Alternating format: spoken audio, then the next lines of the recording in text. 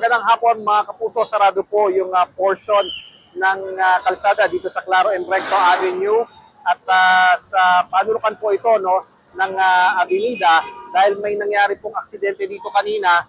Makikita niyo po ano, may isang tuktok dito at ang sinasabi nga po sa atin ng mga nakakita ay nabagsakan nung pagbagsak ng mga gumuhong mga konkreto dito sa lumang gusaling ito.